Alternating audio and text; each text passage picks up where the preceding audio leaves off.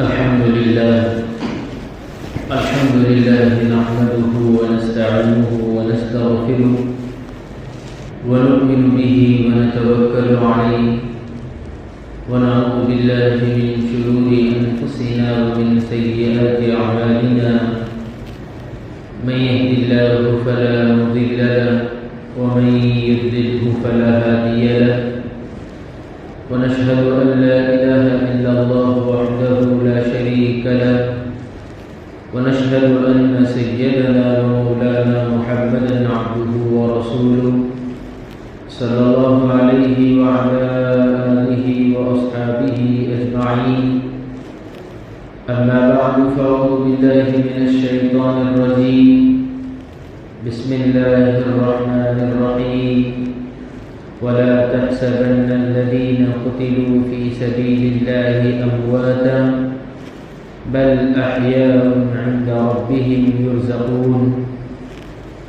وقال في موضع آخر ولا تقولوا لمن يقتل في سبيل الله أموات بل أحياء ولكن لا تشعرون. صدق الله العظيم.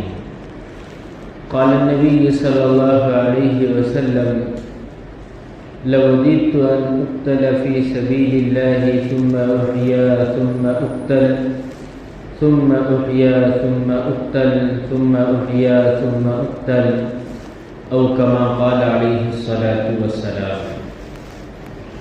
اللهم صل على سيدنا محمد في كلام أولنا. اللهم صل على سيدنا محمد في كلام أوسطنا. اللهم صل على سيدنا محمد في كلام آخرنا. معزز بھائیو، بزرگ دوستو، اللہ رب العزت کا بے انتہا فضل، اس کا کرم ہوا کہ اللہ تبارک و تعالیٰ نے ہم سب کو دین کی باتیں سننے اور سنانے کی توفیق دی ہے. دعا کرو اللہ تبارک و تعالیٰ سے کہ جو کچھ کہا جائے اللہ تبارک و تعالیٰ ہم دونوں کو اس پر عمل کی توفیق عطا فرمائے. میرے بھائیو، اللہ تبارک و تعالیٰ نے دین اسلام کو سارے عالم کے لیے رہبر اور ہدایت بنا کر کے دین بھیجا ہے. جو لوگ دین اسلام کو فالو کریں گے، دین اسلام پر چلتے رہیں گے، انہی لوگوں کے ہاتھوں میں اللہ تبارک و تعالیٰ دنیا اور آخرت کی بھلائی عطا فرمائیں گے. اور جو لوگ اللہ اور اس کے رسول کے طریقے کو چھوڑ کر کے دوسرے راستوں پر چلتے ہیں، دوسرے دینوں پر عمل کرتے ہیں اور دوسرے کو اپنا منجا اور مأویٰ بناتے ہیں، تو وہ لوگ دنیا میں بھی ناکام ہوں گے، آخرت میں بھی ناکام ہوں گے. دین اسلام کو اللہ تبارک و تعالیٰ نے سارے عالم کے لیے دین بنا کر کے بھیجا ہے. اسی لیے اللہ تبارک و تعالیٰ نے قرآن مجید میں آپ علیہ السلام کو سارے عالم کے لیے نبی بنا کر کے بھیجا. قرآن مجید میں اللہ تبارک و تعالیٰ نے یہی فرمایا کہ وَمَا أَرْسَلْنَاكَ إِلَّا رَحْمَةً لِلْعَالَمِينَ کا، کہ محمد صلی اللہ علیہ وسلم کو ہم نے سارے عالم کے لیے رحمت بنا کر کے بھیجا ہے.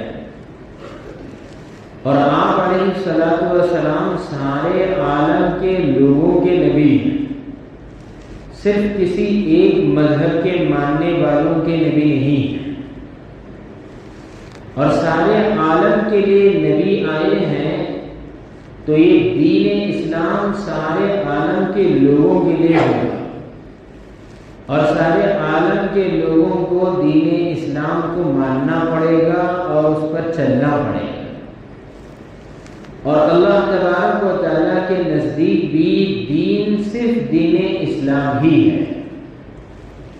اور دین اسلام کو اللہ تبارک و تعالیٰ نے اپنے طور سے، اپنے پاس سے بھیجا ہوا دین ہے. قرآن کریم میں اللہ تبارک و تعالیٰ نے اس بات کا صاف طور سے یہ بیان ارشاد فرمایا ہے کہ ان الدین عند اللہ الاسلام کا، اللہ کے نزدیک کوئی دین ہے تو وہ دین اسلام ہے، اس کے علاوہ کوئی دین یا مذہب اللہ تعالیٰ کے نزدیک نہیں، اور اس کے علاوہ کوئی آدمی دوسرا دین لاتا ہے، کوئی دوسرا مذہب لاتا ہے یا کوئی دوسرا طریقہ لاتا ہے تو اللہ تعالیٰ کا قرآن صاف طور سے کہتا ہے کہ اس دین کو ہمارے یہاں قبول نہیں کیا جائے۔ وَمَن يَبْتَغِ غَيْرَ الْإِسْلَامِ دِينًا فَلَن يُقْبَلَ مِنْهُ، کہ کوئی اسلام کے علاوہ کوئی اور نیا دین لے کر کے آتا ہے، نیا طریقہ، نیا مذہب لے کر کے آتا ہے تو وہ مذہب بالکل اللہ کے نزدیک قابل قبول نہیں ہوگا، کیونکہ اللہ تبارک و تعالیٰ نے جس دین کو پسند کیا ہے وہ دین اسلام ہے، جس کو آقا مدنی جناب محمد رسول اللہ صلی اللہ علیہ وسلم دنیا میں لے کر آئے۔ دین اسلام ایک سچا اور جیتا جاگتا مذہب ہے، اور اس کے ماننے والوں کو مسلمان کہا جاتا ہے اور اس کے مذہب کو اسلام کہا جاتا ہے۔ اور مسلمان لفظ اس وجہ سے مسلمان ہے کہ مسلمان کے معنی آتے ہیں ماننے والا، فرما برداری کرنے والا، اطاعت کرنے والا، مان کر کے چلنے والا، تسلیم کرنے والے کو مسلمان کہتے ہیں۔ اسی لیے اللہ تعالیٰ نے قرآن کریم فرمایا وَلَا تَمُوتُنَّ إِلَّا وَأَنْتُمْ مُسْلِمُونَ، اس سے پہلے اللہ تعالیٰ نے کہا یا ایھا الذین آمنوا اتقوا اللہ، ایمان والو اللہ سے ڈرو اور تم اس وقت تک مت مرو جب تک تم فرما بردار نہ بن جاؤ، ماننے والے نہ بن جاؤ، اس وقت تک تم پر موت نہ آئے، یعنی تم فرما بردار بن کے مرو، اللہ کی اطاعت اور رسول کی اطاعت کر کے مرو۔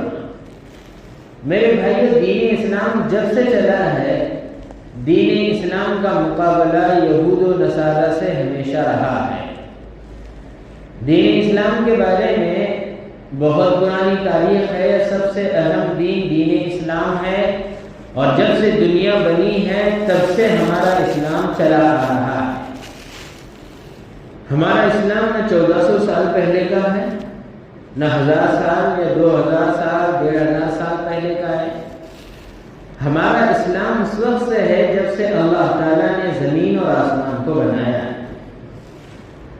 اللہ تعالیٰ کا فرمان ہے کہ اللہ تعالیٰ نے جب آدم علیہ السلام کو بنایا اور بنانے کے بعد میں جب ان سے کوئی غلطی سرزد ہوئی تو اللہ تعالیٰ نے ان کو دنیا میں بھیجا، اور بھیج کر کے ان کو یہی کہا کہ تم اللہ کی طرف لوگوں کو دعوت دو، لوگوں کو اللہ کی وحدانیت، اللہ کی بڑائی، اللہ کی پاکی بیان کرتے رہو، اور لوگوں کو اللہ سے جوڑو، کہا اللہ تعالیٰ۔ اور حضرت آدم علیہ السلام کب پیدا ہوئے؟ جب اللہ تعالیٰ نے دنیا کو بنایا تب سے حضرت آدم علیہ السلام تھے۔ تو ہمیں اس بات سے یہ پتہ چلتا ہے کہ دین اسلام جب سے دنیا بنی ہے تب سے، اور دین اسلام کوئی نیا دین یا نئی چیز کسی کی بنائی ہوئی، انسان کی تخلیق کی ہوئی نہیں ہے، بلکہ دین اسلام بنایا ہوا دین اللہ کا ہے۔ حضرت آدم علیہ السلام پہلے انسان تھے جن کو اللہ تعالیٰ نے دنیا میں مبعوث کروایا۔ قرآن کریم میں بھی اللہ تعالیٰ نے سورہ بقرہ میں اس کا تذکرہ فرمایا ہے کہ اللہ تعالیٰ نے حضرت آدم علیہ السلام سے دنیا کے نظام کو چلایا۔ ان کے بعد جوڑیاں بڑھتی چلی گئیں، حابل قابل نام کے 2 بیٹے ان کو پیدا ہوئے، ان سے اللہ تعالیٰ نے نسل کو ان کی چلائی، اور نسل چلتے چلتے آگے بڑھی اور دنیا بنتی چلی گئی۔ پھر اللہ تبارک و تعالیٰ نے ان انسانوں کو سمجھانے کے لیے نبیوں کو بھیجا۔ نبی آتے رہے ہر قبیلے کے اندر، ہر خاندان میں، ہر گاؤں کے اندر، محلے کے اندر، جیسے ضرورت ہوتی تھی اللہ تبارک و تعالیٰ کو، ویسے نبیوں کو اللہ تعالیٰ ان لوگوں کے قبیلوں میں، کسی کے خاندان میں، کسی کے گاؤں میں، کسی شہر کے لیے، کسی ایک بڑی بستی کے لیے ایک ایک نبیوں کو بھیجتے۔ اور نبی آنے کے بعد میں لوگوں کو سمجھاتے تھے۔ اب چند لوگ تھے جو مانا کرتے تھے نبیوں کی باتوں کو، ان پر یقین کرتے، ان پر ایمان لے آتے اور ان کی باتوں کو مان کر کے تسلیم کرتے کہ یقیناً اللہ تعالیٰ نے ہمیں اپنی عبادت اور فرما برداری کے لیے بنایا ہے، اس رب کی اطاعت ضروری ہے اور اس رب کی فرما برداری مان کر کے زندگی گزارنا بہت ضروری ہے۔ یہ لوگ تسلیم کر کے اس وقت نبی کے فالو اپ میں آ جاتے اور نبی کی باتوں کو مان کر کے اپنی زندگی کو گزارتے۔ اس وقت چند لوگ رہا کرتے تھے جو لوگ نبی کی باتوں کو نہیں مانتے تھے، ان کو یہود و نصارہ کہا جاتا ہے۔ قرآن میں نبیوں کو جہاں تک جن لوگوں نے اختلاف کیا اور نبیوں کا مقابلہ کیا اور نبیوں کے ساتھ برا سلوک کیا، ان کے سامنے یہود و نصارہ ہر دور میں حاضر ہے۔ ہر دور میں اپوزٹ جو کام کیا کرتے تھے وہ یہود و نصارہ تھے، اور ان لوگوں نے وقت کے نبیوں سے یہ کہا کرتے تھے کہ نبی اللہ تعالیٰ نے آپ کو ہی بنایا ہے، آپ کے علاوہ کوئی اللہ کو اور شخص نہیں ملا جس کو نبی بنا کر کے اللہ ہمارے درمیان میں بھیجتا۔ قوم عاد ہے، قوم سمود ہے، قوم لوط ہے اور ابراہیم علیہ السلام کی قوم ہے، بہت ساری قومیں ہیں۔ ہر نبی کے اپوزٹ میں جو لوگ رہے ان میں اکثر تعداد موسیٰ علیہ السلام اور عیسیٰ علیہ السلام کے ماننے والے جو لوگ تھے یہود و نصارہ، وہ لوگ ہمیشہ مخالفت کیا کرتے تھے اور مخالفت پہ اتنا اتر آتے تھے کہ انتہا کر لیتے۔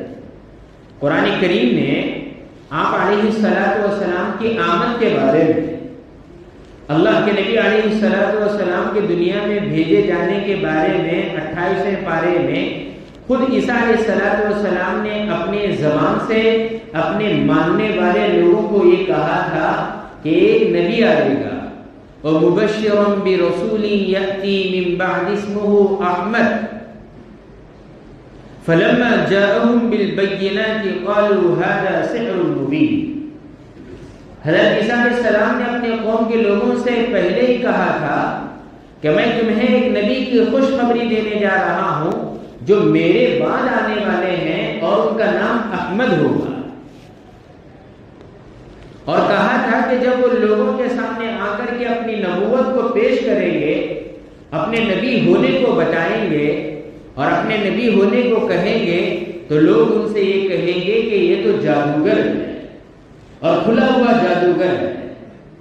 ان یہودیوں سے ہی اللہ کے نبی علیہ السلام کے زمانے کے اندر، اور عیسیٰ علیہ السلام نے تو اسی وقت میں انجیل میں، تورات میں آپ علیہ السلام کے آمد کے سلسلے میں اللہ تعالیٰ نے وقت کے نبیوں کے ذریعے سے ان یہود و نصارہ کو یہ خوشخبری دی تھی کہ آخر میں محمد عربی صلی اللہ علیہ وسلم آئیں گے اور ان پر نبوت کا دروازہ بند کر لیا جائے گا، ان کی اطاعت کرنا ضروری ہوگا اور ان کی شریعت پوری قیامت تک چلے گی۔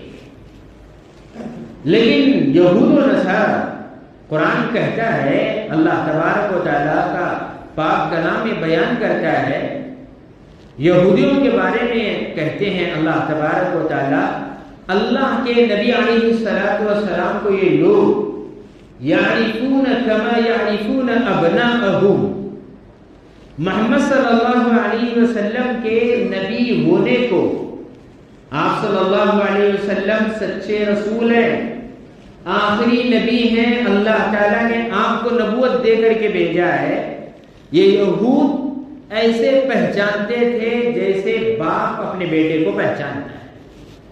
اتنا ان لوگوں کو علم تھا کہ محمد عربی آخری رسول ہیں، ان کی بات ماننا ضروری ہے، اگر ان کی بات کا انکار کریں گے یقیناً ہم بھی بے دین ہو جائیں گے۔ لیکن یہودیوں کو مسلمانوں سے، اسلام سے اور اللہ کے نبی علیہ السلام کے طریقے سے، میرے بھائیوں، اسی وقت سے ان لوگوں کو عداوت اور نفرت تھی جو آج بھی چلی جا رہی ہے۔ قرآن کریم میں اللہ تبارک و تعالیٰ نے کسی قوم کی مخالفت کرنے کے لیے نہیں کہا ہے۔ قرآن میں اللہ تبارک و تعالیٰ نے جگہ جگہ پر اس بات کی طرف ہم لوگوں کو یاد دہانی اور ہم لوگوں کی توجہ دلائی اللہ تعالیٰ نے خالف الیہود والنصارى والمشرکین، کہ ایمان والو تم لوگ یہود و نصارہ کی مخالفت کرو۔ اللہ کا قرآن کہہ رہا ہے اور اللہ تعالیٰ اللہ کے نبی صلی اللہ علیہ وسلم پر اس بات کی وحی اور قرآن اتار کر کے صاف طور سے یہود و نصارہ جو آج دنیا کے دہشت گرد اور دنیا کے اندر سب سے بدترین اور جاہل، اجاڑ، بے رحم، دجالی قوم اور یتیموں کو، بیواؤں پر، مظلوموں پر، معصوم بچوں پر اور کھلکھلاتی ہوئی کلیوں کو مرجھانے والی کوئی دہشت گرد قوم اس سرزمین پر ہے تو وہ یہود و نصارہ ہے۔ اور اللہ کے نبی علیہ السلام نے بھی یہ فرمایا تھا یہود و نصارہ کے بارے میں کہ من تشبہ بقوم فہو منہ۔ قرآن کیا کہتا ہے؟ اصل میں ہم لوگوں کا افسوس اور ہم لوگوں کا المیہ یہ ہے کہ ہم اللہ کے قرآن کو پڑھتے نہیں ہیں۔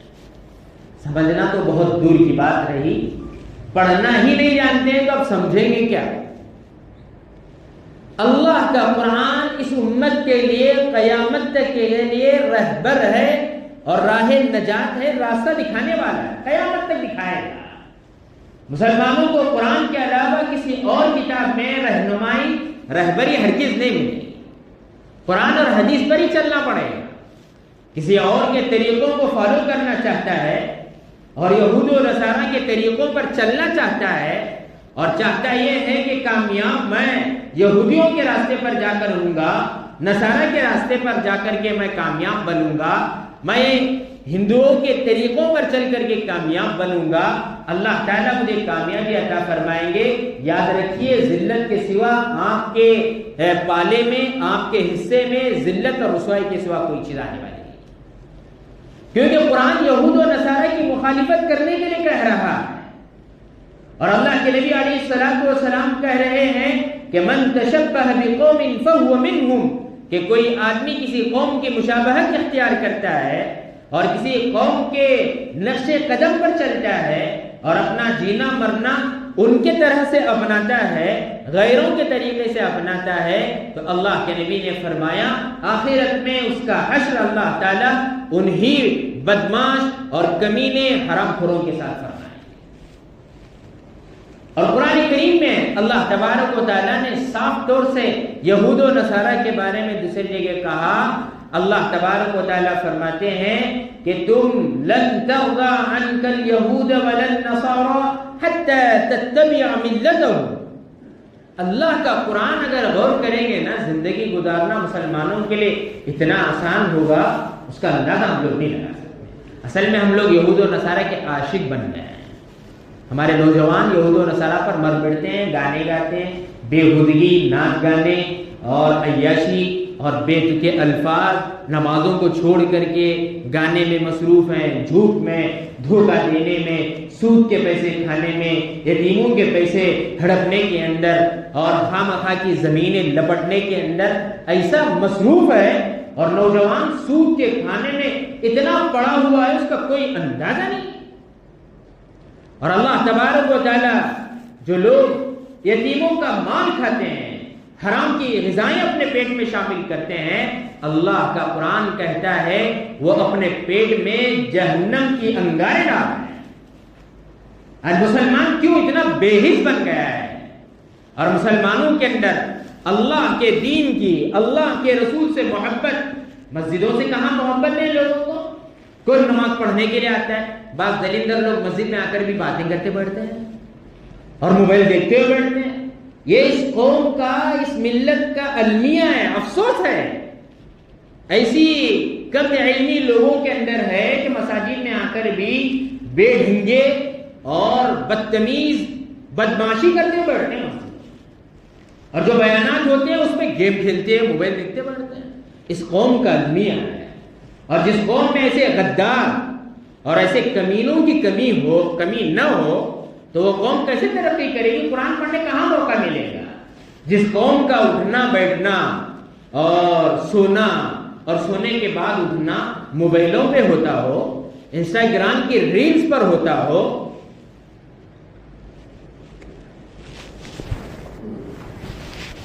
جس قوم کا سونا ننگے ناچ دیکھتے ہوئے ہوتا ہو، اور جس قوم کا بیدار ہونا ننگے ناچ سے گالی گلوچ سے ہوتا ہو، وہ قوم کیسے اللہ کا قرآن پڑھ سکتی ہے؟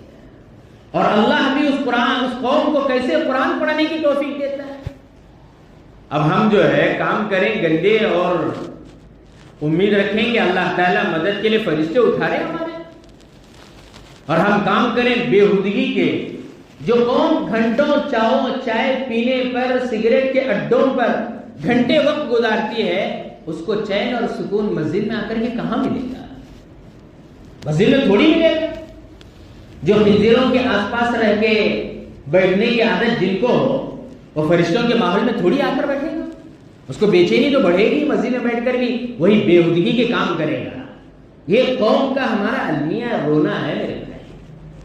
اللہ تعالیٰ نے قرآن میں جس قوم کو یہ کہا، وہ یہود و نصارہ پر مت مریے، ان کے طریقوں پر مت چلیے، ان کے راستوں پر مت چلیے، ان کی مخالفت کریے۔ اور قرآن نے کہا آپ سے یہود و نصارہ کبھی راضی ہو ہی نہیں سکتے ہیں۔ لن ترضى، اللہ نے یہاں سختی کے لفظ ارشاد فرمائے، لام تاکید کے لیے اللہ تعالیٰ نے لن لایا، تاکید کے لیے، معنی میں حصار پیدا کرنے کے لیے، سختی کے لیے لن لایا جاتا ہے گرامر میں۔ اللہ تعالیٰ نے کہا لن ترضى عنك اليهود ولا النصارى، آپ سے یہود و نصارہ کبھی راضی نہیں ہوں گے۔ آپ ننگے ناچ ناچتے رہیے، آپ یہود و نصارہ کے طریقوں پر مر مٹتے رہیے، قرآن کہتا ہے وہ آپ سے راضی نہیں، بالکل راضی نہیں ہوں گے۔ اور یہود و نصارہ کو اللہ تعالیٰ نے ہمارے لیے دشمن کہا ہے، ہماری قوم اس کو دوست سمجھ کر کے گلے سے لگا رہی ہے۔ فلسطین کی سرزمین جو انبیاء علیہ السلام کی سرزمین ہے، جو مسلمانوں کی سرزمین ہے، جس کے لیے حضرت عمر فاروق رضی اللہ تعالیٰ عنہ نے اس وقت کے یہودیوں سے لڑ کر کے اور ان سے اس بیت المقدس کو حاصل کیا تھا، اور اس بیت المقدس کو ان کے ہاتھوں میں دیا تھا، آج وہی بیت المقدس کو لڑنے کے لیے فلسطین کے بچے، وہاں کی مائیں، وہاں کے نوجوان اپنے آپ کو خون میں نہلا ہے۔ اور یہاں تک کہ ہم لوگ یہ سمجھتے ہیں کہ دین اسلام پر کیسے مر مٹتا ہے۔ اب تک 50,000 سے زائد لوگ شہید ہو گئے۔ 1 سال سے جنگ چل رہی ہے، 7 اکتوبر سے آج تک جنگ جاری ہے، اور وہ بھی جو جنگ ہو رہی ہے ایسے دشمنوں سے ہو رہی ہے جس کی طاقت کو پوری دنیا مانتی ہے، جس کے پاس آئرن ڈوم جیسے ہتھیار ہیں، ایڈوانس ٹیکنالوجی اور ایڈوانس ویپنز ہے، اور ڈیفنس سسٹم اس کے پاس موجود ہے، اور ہر میزائل کو وہ ہوا میں ہی مار گراتا ہے۔ ایسے پاورفل طاقت رکھنے والے ملک سے چند نہتے نوجوان، چند گنے جانے والے نوجوان، اور اسی لیے میں کہتا ہوں نا، ہم لوگ چندی چور لوگ ہیں، وہ پچھلا دیکھ کو کیا ہوا، انہیں گن مارے سرگا کرتا بیٹا، لپوٹا ٹپورا وہ دن ٹپور چندی چورا۔ اب وہ نوجوان جو پڑھتے ہیں اور جو جہاد کر رہے ہیں فلسطین کے سرزمین پر، اور اللہ کے گھر کو آزاد کرانے کے لیے اپنی جانوں کو نچھاور کر رہا ہے۔ قرآن کو انہوں نے سینے سے لگایا، ان کا اوڑھنا بچھونا قرآن ہے، وہ اللہ کے قرآن کو پڑھتے ہیں اور حدیث رسول اللہ کو پڑھتے ہیں، اپنا اوڑھنا بچھونا انہوں نے دین کو بنایا ہے، اسی لیے جان دیتے ہیں۔ یہاں نماز کو آؤ تو نماز کو نہیں آتا ہے، کہ نوجوان کیسا ہے، نماز کو آ رہے گا تو ذرا طاقت نہیں ہوگی، نماز کو آ رہے گا تو ٹائم نہیں ہے، ذرا کام ہے مجھے، کام کر کو مردہ اٹھے تک تو مسجد کو نہیں ہے، تیرا مردہ اٹھا لے جاتی قبرستان۔ آج کل کہاں نوجوان نماز کے پابند ہیں؟ فلسطین کے جو نوجوان آج لڑ رہے ہیں، دنیا کی 6 پاورفل آرمی سے ان کا مقابلہ، جن کی یہاں ایڈوانس ٹیکنالوجی، ان کی یہاں حماس کے پاس نہ کوئی ہتھیار ہے، نہ کوئی ایٹم بم ہے، نہ کوئی ٹینک ہے، نہ میزائل، نہ ایئر کرافٹ ہے، لیکن میرے بھائیوں 1 سال سے ایسے لوہے کے چنے چبا رہے ہیں کہ وہ خود پریشان ہیں کہ ہم کس کے ساتھ لڑ رہے ہیں۔ بعض آرمی ان کی جو چیف ہوتے ہیں ان لوگوں نے بیان دیا ہمیں سمجھ میں نہیں آ رہا ہے کہ ہم انسانوں سے لڑ رہے ہیں یا جنات سے لڑ رہے ہیں. وہ کیسا گٹکا کھاتے لڑ رہے ہیں کیا ماوا کھاتے لڑ رہے ہیں کیا چائے کے اڈوں پہ بڑے بڑے باتیں پھینکتے ٹھہرتے ہوئے لڑ رہے ہیں؟ اپنی زندگیوں کو نوجوانوں بدلیے. اپنا طور و طریقہ ناچنے گانے والوں جیسا مت بنائیے. اپنا اسٹائل زندگی کا اللہ اور اس کے اللہ کے نبی کے طریقے والا بنائیے. وہ لوگ جو لڑ رہے ہیں اور دشمنوں سے مقابلہ جان جاتی ہے, یقین ہے ان لوگوں کو میں شہید ہوں گا, میں مر جاؤں گا, اور روزانہ دیکھ رہے ہیں اپنے سامنے اپنے بھائیوں کے جنازے اٹھا رہے ہیں, اور کسی کا ہاتھ کٹا ہوا ہے, پیر کٹا ہوا ہے, اور اپنے تمام کے تمام چیزیں پرخے اڑ رہے ہیں جسم کے, پھر بھی ان کو یقین ہے اللہ تعالیٰ کے گھر کو ہم آباد کر رہے ہیں. کوئی ذاتی لڑائی نہیں لڑ رہے ہیں, ان کو کون سی لینا دینا ہے بولیے آپ؟ کون سی آستی لیا ہے کوئی ان سے, یا اپنے آستی بچانے کے لیے لڑ رہے ہیں؟ فلسطین میں جو 1 سال سے زائد جنگ لڑ رہے ہیں وہ اس وجہ سے لڑ رہے ہیں کہ وہ اللہ کے گھر کو آزاد کرانا چاہتے ہیں, بیت المقدس کو, اور اپنی سرزمین جو یہودیوں نے قبضہ کیا ہوا ہے اور زمین کو ان ناپاک قدموں سے پاک کرنے کے لیے اپنے آپ کو اللہ کے راستے میں شہید کروا ہے. اور ان کو پتہ ہے, آپ لوگوں کو حدیث بخاری میں اللہ کے نبی علیہ الصلوۃ والسلام, بخاری شریف کی حدیث ہے, اللہ کے نبی فرماتے ہیں لَوَدِدْتُ أَنْ أُقْتَلَ فِي سَبِيلِ اللَّهِ ثُمَّ أُحْيَا ثُمَّ أُقْتَلْ ثُمَّ أُحْيَا ثُمَّ أُقْتَلْ.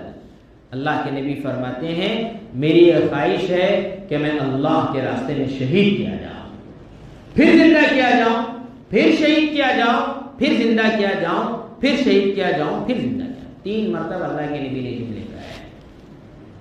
اور میرے بھائی شہادت جو اتنی حسین موت ہے, قرآن اللہ کا یہ بیان کرتا ہے وَلَا تَحْسَبَنَّ الَّذِينَ قُتِلُوا فِي سَبِيلِ اللَّهِ أَمْوَاتًا.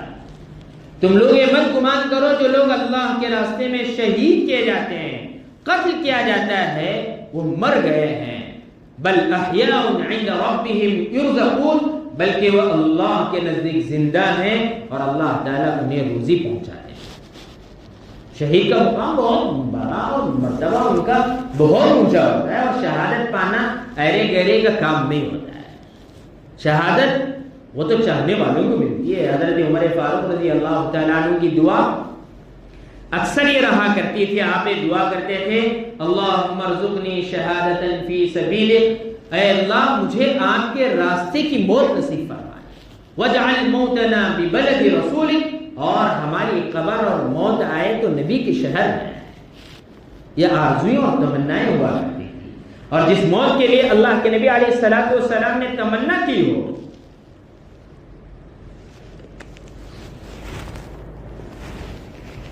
اور جس شہادت پانے کے لیے اللہ کے نبی علیہ الصلوۃ والسلام نے خواہش ظاہر کی ہو, تو وہ واقعتاً موت بہت خوبصورت اور بہت ہی لذیذ ہوگی شہادت.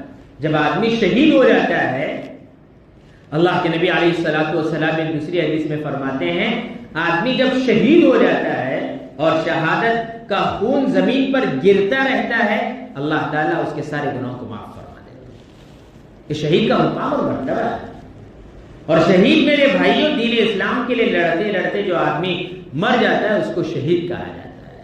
اور شہید جو لوگ دین اسلام کے خاطر اور اپنے اسلام کو بچانے کے لیے اللہ کے گھر کو آباد کرنے کے لیے شہید ہوتے ہیں, اپنے خون کا نذرانہ اللہ کی خدمت میں پیش کرتے ہیں, یقیناً اللہ تبارک و تعالیٰ ان کے خون کو رائے گاہ جانے نہیں دیتا ہے. یاد رکھیے, آج اسرائیل خود پریشان حالت کہ ہم نے کیا غلطی کر دی ہے, اور اللہ تبارک و تعالیٰ نے حماس کے مجاہدین, ابھی بڑے بڑے جو حماس کے لیڈران شہید ہوئے, حضرت اسماعیل حامیہ شہید رحمت اللہ علیہ, گزشتہ جمعہ یحییٰ السنوار کے نام سے جو ان کے آرمی کے چیف تھے وہ شہید ہوئے.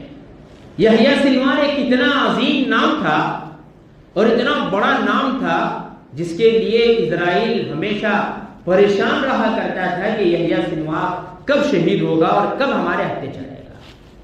یحییٰ سنوار 1962 میں پیدا ہوئے اور 1982 میں جیل ہوئی ان کو، 22 سال تک جیل میں رہے۔ ان کے بارے میں ایک کتاب آئی ہے یحییٰ سنوار کے نام سے۔ یحییٰ سنوار اتنے ذہین اور اتنا اللہ والے بندے، ہم لوگ کیا ہے جھوٹے لوگ، مجھے اپنے آپ کو خود کو مسلمان کہنے، ان کے سامنے ہمارا ایمان کوئی حیثیت نہیں رکھتا، ایسے محسوس ہوتا ہے، ہم زندہ رہ کے بھی مردے کی طرح ہیں۔ وہ لوگ اتنے بڑے بڑے مقام پر پہنچ رہے ہیں اور اتنے نیک لوگ ہیں، وہ ان کے سامنے ہمارا تو ایمان، میرا تو ایمان کوئی حیثیت نہیں رکھتا ہے۔ ہم لوگ اتنے مانے پہنچے ہوئے میرے بھائی، وہ لوگ ہم کیا، ہم نماز پڑھ کو چپ داڑھی گیڑی چھوڑ کو جھوٹے باتیں بولتے، چوری کرتے، زنا کاری کرتے، موبائلوں میں، گندے کاموں میں، ادھر ادھر بیکار، یہ زندگی نہیں ہے۔ یحییٰ سنوار جس کی زندگی پڑھیں گے آپ لوگ سمجھ میں آئے گی کہ زندگی کیا ہوتی ہے۔ یحییٰ سنوار کو عمر قید کی سزا سنائی گئی، 22 سال تک جیل میں رہے۔ اس سے پہلے بھی ان کو گرفتار کیا گیا تھا، 6 مہینے کچھ جیل میں تھے شروعات میں، فرسٹ ٹائم میں ان کو کسی طرح سے پھر سے چھوڑ دیا گیا کہ یہ حماس کے لیڈر نہیں، حماس کے ونگ کے ایک حصہ نہیں ہے، ایسے ہی نارمل شہریوں چھوڑ دیا جاتا ہے۔ لیکن 1982 یا 86 میں ان کو گرفتار کیا جاتا ہے، اور اس وقت تک اتنے ذہین تھے یحییٰ سنوار، اسرائیل ہمیشہ یہ سوچتا تھا کہ کسی نہ کسی طریقے سے یحییٰ سنوار کو گرفتار کیا جائے اور ان کو شہید کیا جائے، اسی تاپ میں رہا کرتا ہے، یہاں تک کہ نیندیں حرام ہو گئی تھی اسرائیل کی۔ اور یحییٰ سنوار اتنے بڑے اللہ والے حافظ قرآن تھے، اور انہوں نے حماس کی اور زیادہ اتنا مضبوط کیا اس ونگ کو، اسرائیل نے حماس کو توڑنے کے لیے ان کے اندر بیچ میں چند جاسوسوں کو چھوڑ دیا کرتا تھا، اور اس بات کو یہود و نصارہ ہی جانتے تھے، کوئی اور حماس کا لیڈر نہیں جانتا تھا۔ اس وقت حافظ یاسین ایک اس ونگ کے ذمہ دار تھے اس وقت کے، تو ان سے یحییٰ سنوار نے کہا کہ ہمارے درمیان میں جاسوس لوگ آتے ہیں، ہمیں چاہیے کہ ہم جن کو اپنے جماعت میں لیتے ہیں، شریک کرتے ہیں، ان کو جانچنے کے لیے ایک المجد کے نام سے ایک ٹیم بنائی جائے، جو دشمنوں کے بھی حال چال جانے، ہمارے بھی حال چال جانے کہ ہمارے اندر منافقین کون ہیں۔ منافقین ہر دور میں رہتے ہی ہیں، ہمارے درمیان میں بھی چندی چور ردیف منافقہ، میر جعفر میر صادق ہماری حکومتوں کو توڑے سالے کون ہیں، ایسے دلیندر ہمارے آزو بازو آستینوں میں رہتے ہیں، آستین کان جھٹکا کہ وہاں ایک میر جعفر میر صادق پڑتا، بہت چندی چور لوگ رہتے ہیں، اپنی بھرنے کے لیے، اپنا بچنے کے لیے، ایسے لوفر حراموں کی کمی ہمارے سماج میں نہیں۔ تو یحییٰ سنوار نے اس وقت یہی کام کیا، پہلے یہی بتایا ان کو، یاسین جو اس وقت کے صدر تھے حماس کے، ان سے کہا کہ ہمارے درمیان میں منافق لوگ ہوتے ہیں اور جاسوس آتے ہیں، ان کو باہر بھگانا ہوتا ہے، اس کے لیے ایک ونگ تیار کی انہوں نے، اور حماس کو جو آج اسٹیج پر پہنچایا ہے۔ اور یحییٰ سنوار وہ شخصیت ہے جنہوں نے حماس کے لیے راکٹ اور میزائل تیار کیے تھے وہیں رکھ کر کے، اور بم بنانے کی جو ٹیکنیک ہوتی ہے وہ سکھائی یحییٰ سنوار۔ 22 سال جیل میں رہے تو یہود و نصارہ کو ایسا لگتا تھا کہ یحییٰ سنوار ہمارا آدمی ہے، اسرائیل والوں کو ایسے لگتا تھا کہ یحییٰ سنوار ہمارا ہے، اور بہت ساری باتیں ان کی جو لینگویج تھی یحییٰ سنوار وہ بھی سیکھ گئے تھے وہاں جیل میں، اور کئی بار ان کو ایسے ایسے باتیں پوچھی جاتی تھی یحییٰ سنوار کو بہلانے کے لیے کہ وہ حماس کے لیڈر ہیں پتہ چلے، لیکن یحییٰ سنوار نے کبھی بھی 22 سال کے اندر کبھی ان کو یہ پتہ لگنے نہیں دیا کہ وہ حماس کے کوئی حصے ہیں۔ لیکن جب آئے تو اتنا نقصان ان کو پہنچایا گیا اور اتنی تکلیفیں اسرائیل کو یحییٰ سنوار سے ملی، کسی اور نے اتنے بڑے جھٹکے نہیں دیے۔ طوفان الاقصی کے نام سے جو 7 اکتوبر کو حملہ کیا تھا حماس کے لیڈران نے، اس کی پوری پلاننگ اتنی بڑی طاقت کے سامنے جا کر کے کئی لوگوں کو گرفتار کر کے لے کر آنا، یہ یحییٰ سنوار کی پلان ہے۔ اور وہاں پر جو نوجوان ہیں، گزشتہ جمعہ کو یحییٰ سنوار رحمۃ اللہ علیہ کی شہادت ہوئی۔ لیڈران اکثر جو ہوتے ہیں کسی قوم کو لے کر چلنے والے، اور لیڈران، یہ پالیٹکس کے لیڈران تو چندی چوراں رہ جاتا، جس کی پیسے کھاتے ہیں اسے زندہ باد مرغا، ان کا حساب ہی نہیں پکڑنا، کب اپنے آپ کو بیچ دیتی ہوں نا، اپنے گھر والے کو بیچ دیتی۔ یہ پولیٹیکل جو ہے نا آج کل جو سیاست چلتی ہے، ایسی خطرناک گندی سیاست ہے، پتہ بھی نہیں چلتا کہ کون کس کا باپ ہوتا ہے اس میں، اور ایسے درندگی آج ہمارے ماحول میں ہے. اور جو لیڈر ہوتے ہیں نا، پہلی بار تاریخ میں دیکھا گیا ہے کہ لیڈران پہلی صف میں کھڑے رہ کر کے دشمنوں کا مقابلہ کر رہے ہیں. یحییٰ السنوار شہید ہوئے ہیں دشمنوں سے مقابلہ کرتے ہوئے.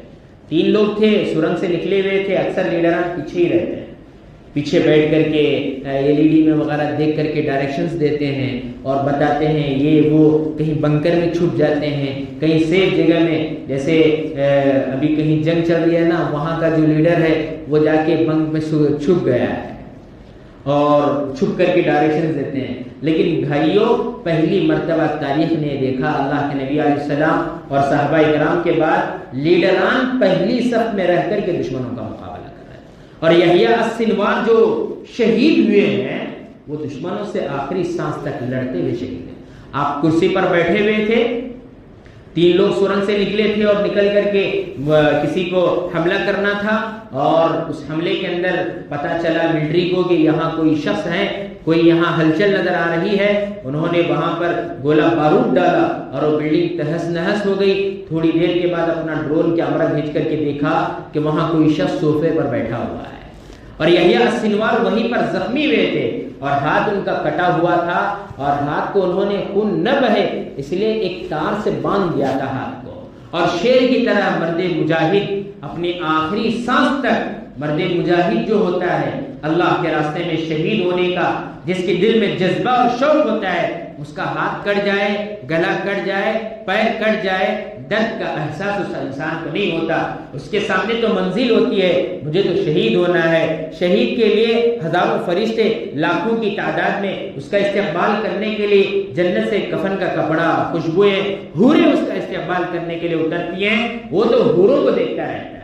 یحییٰ السنوار اپنے آخری لمحے پر شیر کی طرح سے، جیسے کوئی بادشاہ اپنے، کوئی حکمران، کوئی وقت کا بادشاہ ہوتا ہے، وہ اپنے تخت پر تخت نشین ہوتا ہے اور بیٹھا رہتا ہے ہمت سے شیر کی طرح. اس انداز میں یحییٰ السنوار بیٹھے ہوئے تھے.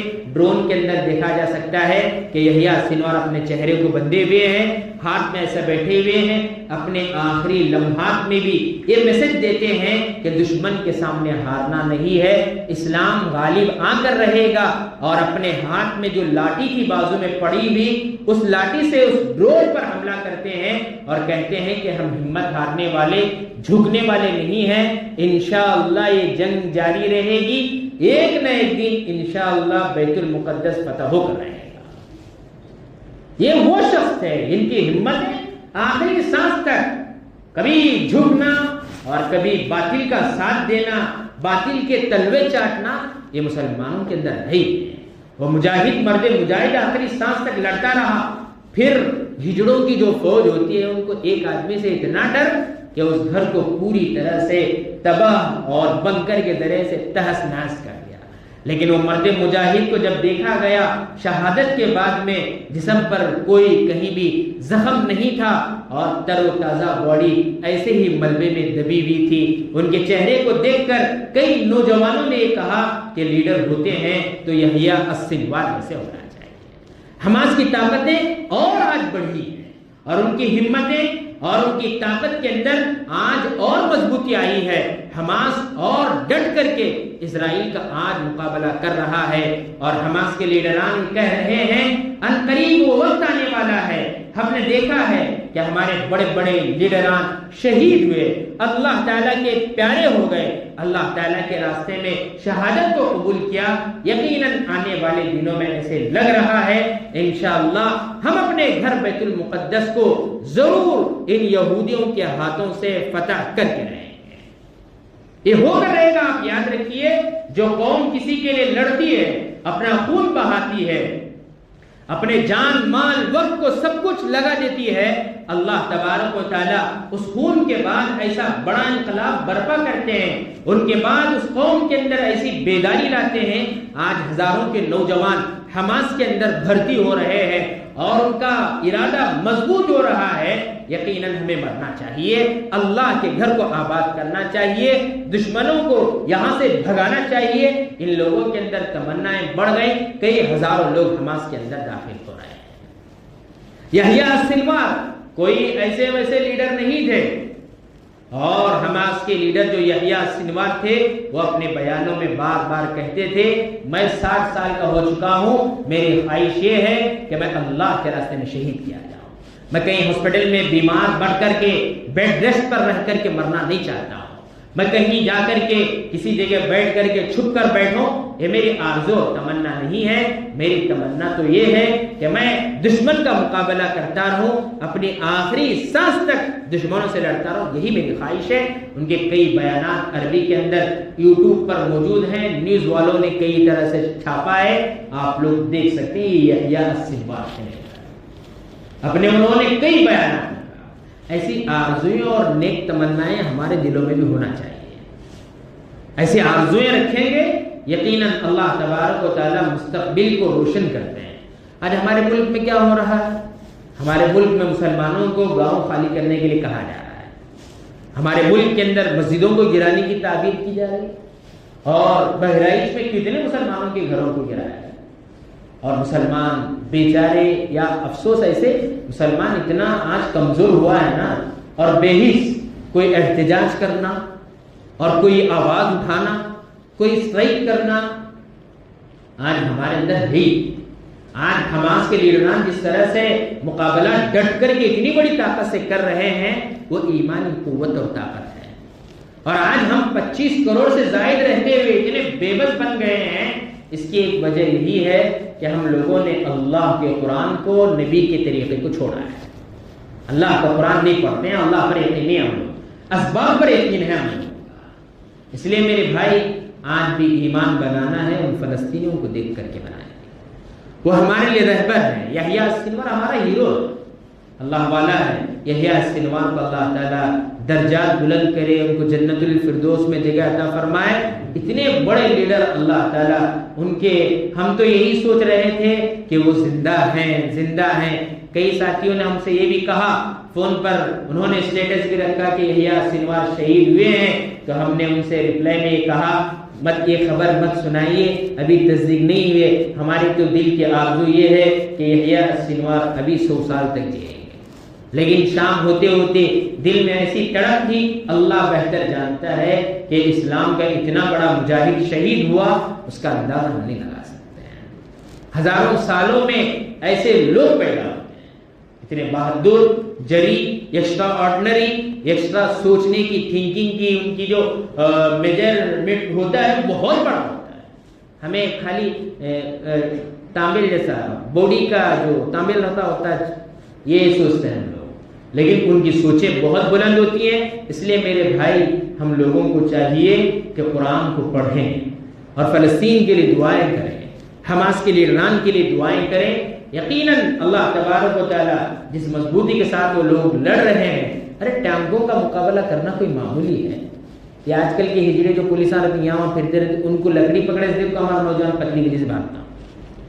فلسطین کا بچہ، معصوم بچہ اپنے ہاتھوں میں بنکر کے سامنے پتھر لے کر کے حملہ کرتا ہے، کبھی بنکر سے ڈرتا نہیں ہے، میزائل سے نہیں ڈر رہے ہیں وہاں کے نوجوان۔ یہ ہمتیں کہاں سے؟ حلال کھائیں گے تو یہ ہمتیں آتی، حرام کا کھائے گے تو بڈی کا، سود کا، لپڑے کر کو، کس کا تو گباب کھانے کا، ہمت رہے سے بھی پست ہو جاتی ہے، اور بد سے بدتر ہوتا ہے، ہمت ہی نہیں آتی ہے۔ سود کا کھا کھا کے آج لوگ دوسروں کی زمینیں ہڑپ کے کھا کھا کے ہے نا، دل حرام کا کھا کھا کے اثر ہی نہیں کر رہا۔ کیا بوم مارے تو بھی بوم مارتے، کیا لگانے گیا ہم نہ بول رہے کیا میں حرام کا کھا کھاتا ہوں، تھوڑے لوگ حرام کا کھاتے میں کہاں کھاتا ہوں کر کو بولتا ہوں، کھائے تک کھا وہ میں کہاں کھاتا ہوں، ایسا مزاج، حرام کو حرام نہیں سمجھ رہا ہے آج کل کا نوجوان۔ تو اس لیے میرے بھائی آج ہم لوگوں کو سدھرنے کی بہت ضرورت ہے، ورنہ حالات ہمارے ملک میں بھی اتنے بدتر ہیں اس کا اندازہ نہیں لگا۔ ہمارے یہاں دلی میں ایک بم مارتا مسلمانوں کے بارے میں، اس کے خلاف ایک ایکشن نہیں لے رہا، ایک بول نہیں رہا اس کے بارے میں، اور کوئی FIR درج نہیں کر سک رہا اس کے، ہزاروں طرح کی گالیاں۔ اور سماج کیا ہے، حرام چیزوں میں جب پڑ جاتی ہے کوئی سماج اور کوئی اس کا طبقہ زیادہ تر حرام چیزوں میں لگ جاتا ہے تو ان کی ہمتیں بالکل پست ہو جاتی ہیں۔ یاد رکھیے، لکھ کر رکھیے، اللہ کا قرآن کہتا ہے اس بات کو، اور اللہ کے نبی کی فرمائشیں ہیں، اللہ کے نبی نے فرمایا۔